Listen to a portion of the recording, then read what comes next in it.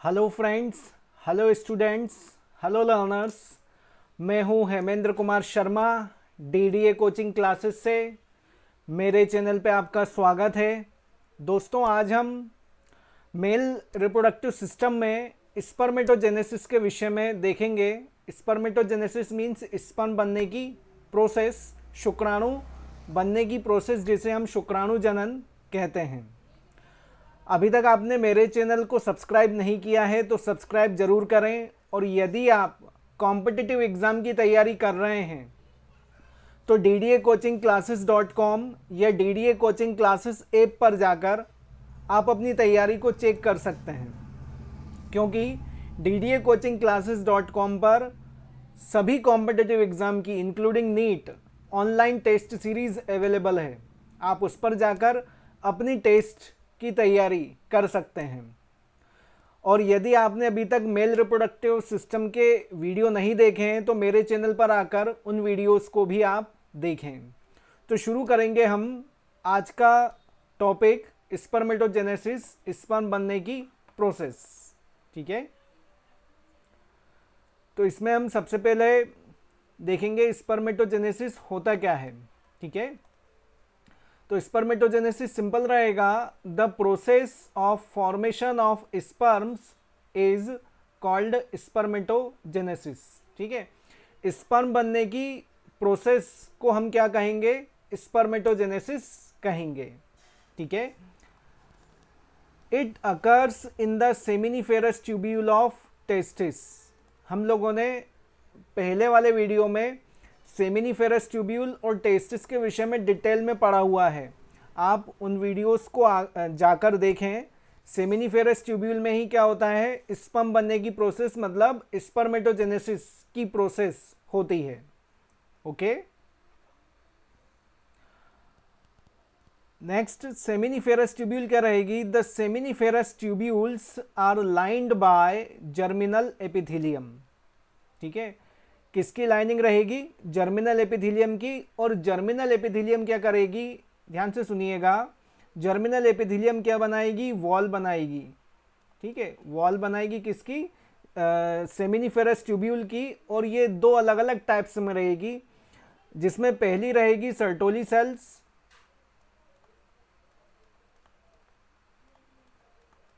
ठीक है, और सेकंड रहेंगी स्पर्मेटोजेनिक सेल्स।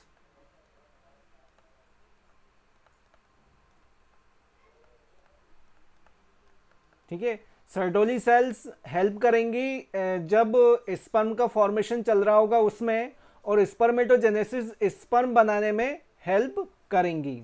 ठीक है, तो ये दो तरह की रहेंगी, एक सर्टोली सेल और सेकंड स्पर्मेटोजेनिक सेल्स। ठीक है, जो जो जो जर्मिनल एपिथेलियम रहेगी, the germinal epithelium consist largely of cuboidal primordial germ cells. ठीक है, क्यूबॉइडल मीन्स होता है, मतलब ये टाइप है, ठीक है, सेल्स का जो सीक्रेशन और एब्जॉर्प्शन का काम करती है। ठीक है, प्राइमोर्डियल जर्म सेल से ही क्या होगा? मेन स्पर्म बनने की प्रोसेस, स्पर्मेटोजेनेसिस की प्रोसेस स्टार्ट होती है। ठीक है, and contains certain tall somatic cells called Sertoli cells. और साथ में इसमें सोमेटिक सेल्स भी रहेंगी, सर्टोली सेल्स रहेंगी, जो स्पर्म बनने की प्रोसेस में हेल्प करेंगी। ठीक है, एक्सेसरी ग्लैंड रहेंगी, लेकिन मेन प्रोसेस कौन करेगा? Spermatogenic cell, germinal epithelium, primordial germ cells. ठीक है, जो प्रोसेस रहेगी स्पर्मेटोजेनेसिस की, वो कितने स्टेप में कंप्लीट होती है? The formation of स्पर्मेटेड्स occurs in the following steps. ठीक है, दो अलग अलग स्टेप्स हैं, दो मेजर स्टेप्स हैं। पहली स्टेप है फॉर्मेशन ऑफ स्पर्मेटेड, पहले क्या बनेंगे? स्पर्मेटेड बनेंगे। और सेकंड क्या होगा? Formation of spermatozoa from स्पर्मेटेड्स। Spermatozoa मतलब स्पर्म बनेंगे किससे? स्पर्मेटेड से। और उस प्रोसेस को हम क्या कहेंगे? स्पर्मियोजेनेसिस। ठीक है, क्या कहेंगे? स्पर्मियोजेनेसिस। जो फॉर्मेशन ऑफ स्पर्मेटेड्स है वो तीन अलग अलग टाइप्स की होती है। ठीक है, फर्स्ट है मल्टीप्लिकेशन फेज, इसमें मल्टीपल होगा। जो प्राइमोर्डियल जर्म सेल है वो अपने नंबर्स को बढ़ाएंगी। ठीक है, मल्टीप्लिकेशन 1 से 2, 2 से 4, 8, 12, 16 ऐसे कंटिन्यू अपने नंबर को बढ़ाएंगी। सेकंड रहेगी ग्रोथ फेज, इसमें जब प्राइमोर्डियल जर्म सेल मल्टीप्लाई हो जाएगी, मल्टीपल हो जाएगी तो स्पर्मेटोगोनिया बनाएगी। वो स्पर्मेटोगोनिया अपने साइज को बड़ा करेगा, बढ़ाएगा, उसे हम क्या कहेंगे, ग्रोथ फेज, मतलब ग्रोथ करेगा। ठीक है, तो क्या बनेगा, प्राइमरी स्पर्मेटोसाइट। और फिर उसके बाद रहेगा मेचुरेशन फेज। मेचुरेशन फेज से ही क्या होगा, सेकेंडरी स्पर्मेटोसाइट और स्पर्मेटिड्स बनेंगे, और इन स्पर्मेटिड्स से बाद में स्पर्मेटोजोआ मीन्स स्पर्म बनेगा। ठीक है, तो ये मेन प्रोसेस रहेगी, जिसमें हम सबसे पहले जो स्टेप देखेंगे वो रहेगी फॉर्मेशन ऑफ स्पर्मेटिड, और जिसमें रहेगी पहली मल्टीप्लिकेशन फेज। ठीक है, तो मल्टीप्लिकेशन फेज मतलब जो प्राइमोर्डियल जर्म सेल रहेगी वो कैसी रहेगी, डिप्लॉयड। ठीक है, कैसी रहेगी, डिप्लॉयड। ठीक है, आप जानते हैं डिप्लॉयड एंड हैप्लॉयड, तो ये कैसी रहेगी, डिप्लॉयड, और इसे हम क्या कहेंगे, प्राइमोर्डियल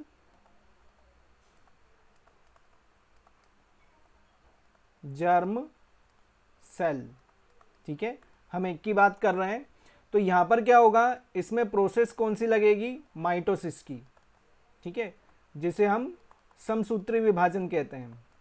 ठीक है, माइटोसिस की लगेगी। तो हम जानते हैं कि माइटोसिस जो डिवीजन होता है वो कैसा होता है, इक्वल डिवीजन होता है। मतलब यदि सेल डिप्लॉयड है तो जो ऑफ स्प्रिंग सेल बनेगी, मतलब जो संतति कोशिका बनेगी, वो भी कैसी रहेगी, डिप्लॉयड ही रहेगी। तो ऐसे क्या होगा, ये अपने नंबर को बढ़ाएगी, जैसे 1 से 2 हुए, ऐसे ही माइटोसिस के द्वारा फिर ये अपने नंबर को और बढ़ाएगी। फिर ये कितने हो जाएंगे, 2 से 4। लेकिन जो 4 बनेंगी सेल्स वो भी कैसी ही रहेंगी, डिप्लॉयड ही रहेंगी। ठीक है, जब ये 4 सेल बन जाएंगी तो इन्हें हम क्या कहेंगे, स्पर्मेटोगोनिया।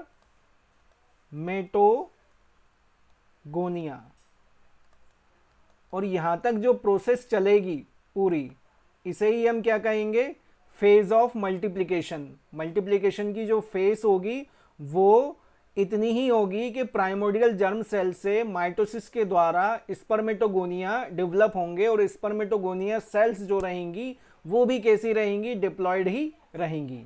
ठीक है, तो हम मल्टीप्लिकेशन फेज देखते हैं। पहले मल्टीप्लिकेशन फेज होती क्या है,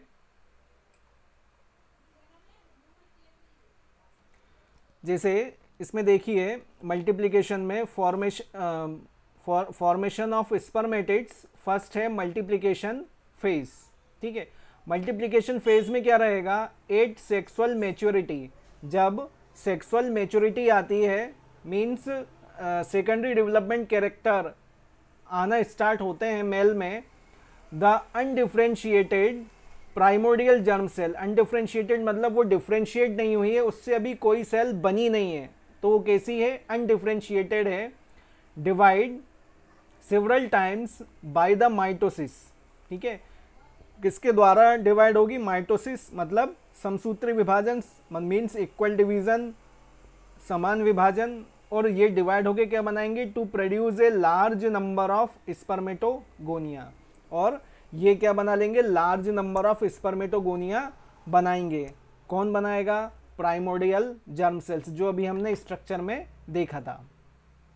ठीक है, लेकिन अंतर क्या होगा, अंतर ये होगा इसमें, जो स्पर्मेटोगोनिया बनेंगे, स्पर्मेटोगोनिया डिप्लॉयड रहेगा 2n आर ऑफ 2 टाइप्स। कितने टाइप का होगा, 2 टाइप का होगा। पहला रहेगा type A spermatogonia, and second रहेगा टाइप बी स्पर्मेटोगोनिया। ठीक है, स्पर्मेटोगोनिया कितने टाइप का बना, 2 टाइप का बनेगा। एक रहेगा कौन सा, टाइप ए स्पर्मेटोगोनिया, और सेकंड रहेगा टाइप बी स्पर्मेटोगोनिया। ठीक है, टाइप ए स्पर्मेटोगोनिया क्या करेगा, type A spermatogonia serve as the stem cells which divide to form additional spermatogonia.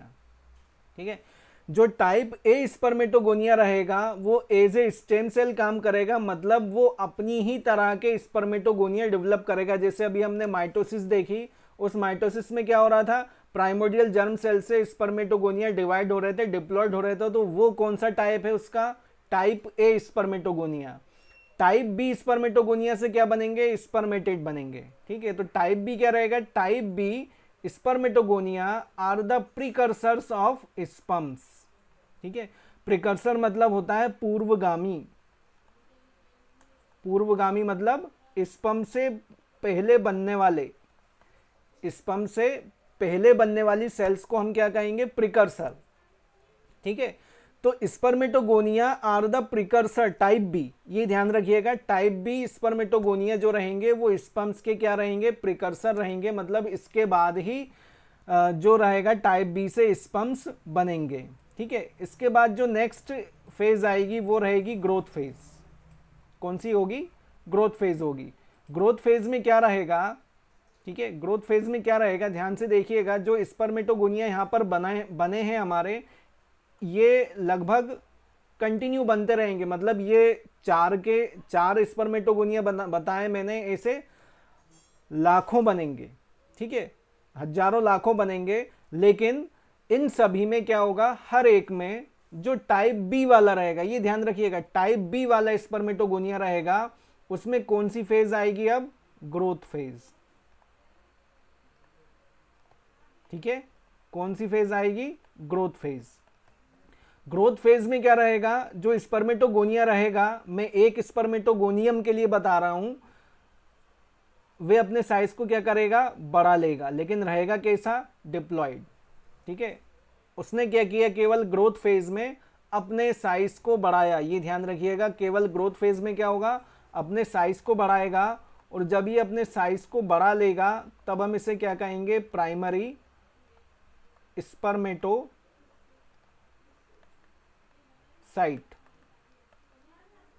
ठीक है, क्या कहेंगे हम इसे, प्राइमरी स्पर्मेटोसाइट। ठीक, तो यही रहेगा ग्रोथ फेज में। ग्रोथ फेज देखते हैं होती क्या है। तो देखिए ग्रोथ फेज में क्या रहेगा,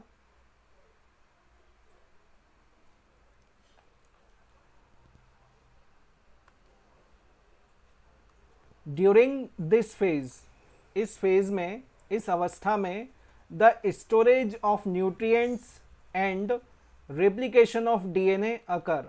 पहला क्या होगा, न्यूट्रिएंट की जरूरत पड़ेगी, क्यों, क्योंकि सेल डिवाइड होगी तो एनर्जी की रिक्वायरमेंट होगी, न्यूट्रिशन की रिक्वायरमेंट उसे होगी।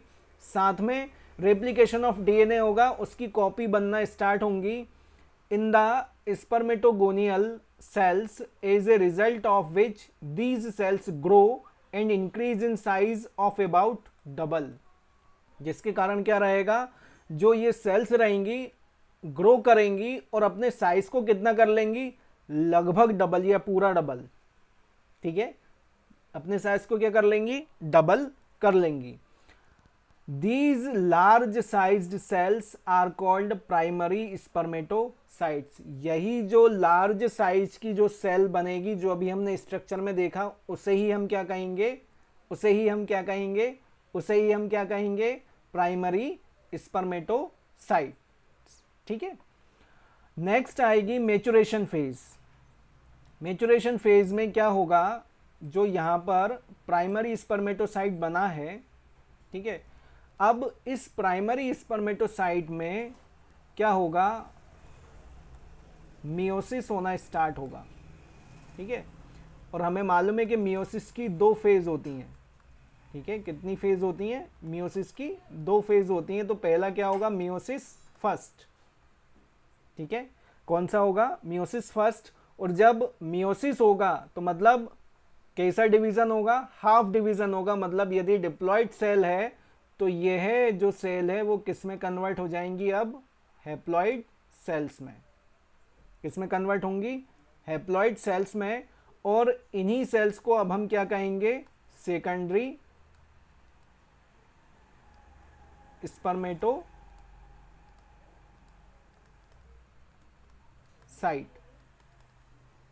ठीक है, ये मियोसिस फर्स्ट हुआ, मियोसिस दो बार होता है तो एक बार और होगा।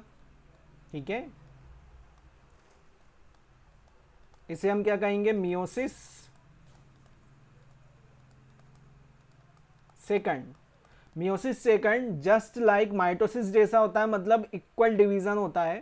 ठीक है, तो इसमें भी जो सेल बनेंगी वो कैसी होंगी, हैप्लॉइड ही रहेंगी, लेकिन इस सेल के इक्वल, मतलब ये जो सेल रहेगी वो दो इक्वल पार्ट में डिवाइड हो जाएगी, ठीक है, जिसे हम क्या कहेंगे अब, स्पर्मेटिड्स, ठीक है। तो ये पूरी जो फेस रहेगी, इस पूरी फेस को ही हम क्या कह रहे हैं, फेज ऑफ मेचुरेशन। मेचुरेशन मतलब अब क्या हो रहा है, स्पर्म बनने की जो प्रोसेस है वो स्टार्ट हो रही है। मींस मियोसिस फर्स्ट में जो सेल थी वो हाफ डिवाइड हुई तो सेकेंडरी स्पर्मेटोसाइट बना, फिर उसके बाद वो फिर से इक्वली डिवाइड हुई मियोसिस सेकंड में, तो क्या बने, स्पर्मेटिड्स बने। तो यही होती है फेस ऑफ मेचुरेशन, ठीक है।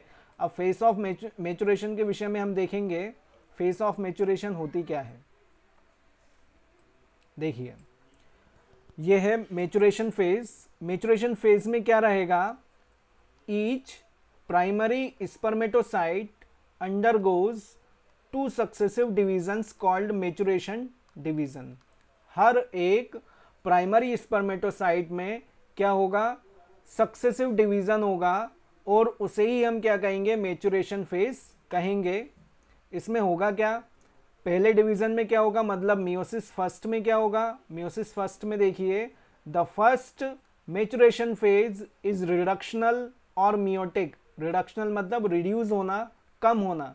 कम कैसे, डिप्लॉइड थी, हैप्लॉइड हो गई, ठीक है। Hence the primary spermatocyte divides into 2 haploid daughter cells called secondary spermatocyte, ठीक है। जो प्राइमरी स्पर्मेटोसाइट है वो डिवाइड किस में हो जाएगी, हैप्लॉइड डॉटर सेल्स में, जिसे ही हम क्या कहेंगे, सेकेंडरी स्पर्मेटोसाइट।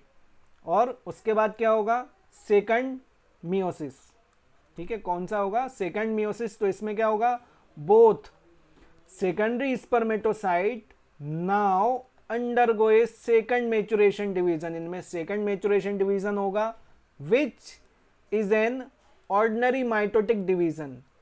ऑर्डिनरी मतलब इक्वल फॉर्म में वो सेल दो पार्ट में डिवाइड हो जाएगी, जो क्या करेगी, division to form 4 haploid spermatids. जो क्या बना लेगी, हैप्लॉइड स्पर्मेटिड्स बना लेगी बाय ईच प्राइमरी स्पर्मेटोसाइट, हर एक प्राइमरी स्पर्मेटोसाइट से। ये ध्यान रखिएगा।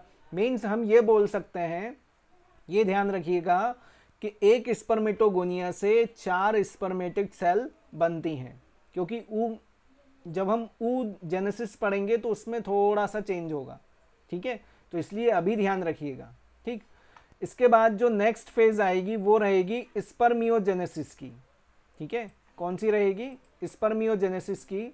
स्पर्मियोजेनेसिस में क्या होगा कि जो स्पर्मेटिड्स यहाँ पर बने हैं, यह स्पर्मेटिड्स जो बने हैं, ठीक है, ये क्या होगा, अब स्पर्म में कन्वर्ट होना स्टार्ट हो जाएंगे। उसे ही हम क्या कहेंगे, स्पर्मियोजेनेसिस।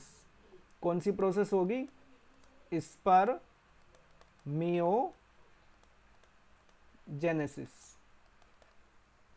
ठीक है। तो स्पर्मियोजेनेसिस में सिंपल क्या रहेगा कि जो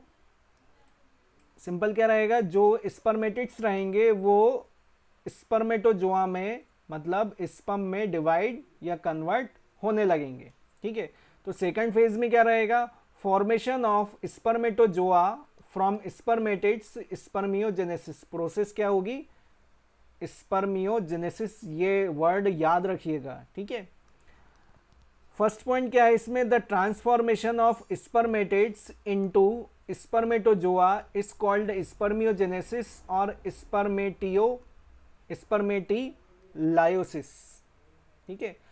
मीन्स स्पर्मेटिड का स्पर्मेटोजोआ में, मतलब स्पर्म में कन्वर्ट होना, उसे ही हम क्या कहेंगे, स्पर्मियोजेनेसिस की प्रोसेस कहेंगे, ठीक है। आगे है इसमें,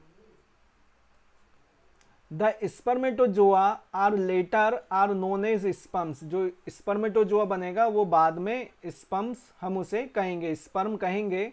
Thus 4 sperms are formed from one spermatogonium।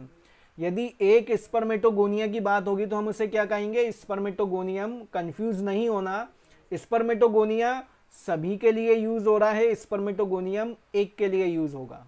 ठीक है, तो एक स्पर्मेटोगोनियम से कितने स्पर्म बनेंगे, 4 स्पर्म बनेंगे। ठीक है, after spermiogenesis sperm head become embedded in the Sertoli cells. ठीक है, सर्टोली सेल में एम्बेड होगा, धस जाएगा, and are final released from the seminiferous tubule by the process is called spermiation, जहां पर उसका डेवलपमेंट होगा और बाद में वो सेमिनिफेरस ट्यूब्यूल द्वारा रिलीज कर दिया जाएगा, और उस प्रोसेस को हम क्या कहेंगे, स्पर्मिएशन कहेंगे। मीन्स स्पर्म बनने की जो प्रोसेस है वो 65 से 75 डेज में कंप्लीट होती है। और हमने इसके पहले वाले वीडियो में ये देखा था कि लगभग 300 मिलियन स्पर्म पर डे बनते हैं। ठीक है, 300 मिलियन। ठीक है, तो ये ध्यान रखिएगा, ये था स्पर्मेटोजेनेसिस के विषय में। स्पर्मेटोजेनेसिस क्या रहेगा, नेक्स्ट जो हमारा टॉपिक रहेगा वह रहेगा friends disorder of male reproductive system.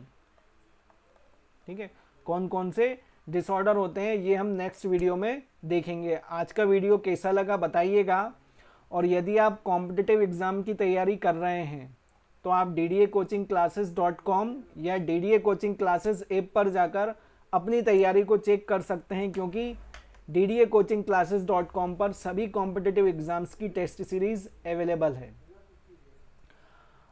ठीक है दोस्तों, और आज के इस वीडियो को लाइक तथा शेयर और मेरे चैनल को सब्सक्राइब करना मत भूलिएगा। आप लोगों का बहुत बहुत धन्यवाद। Thank you.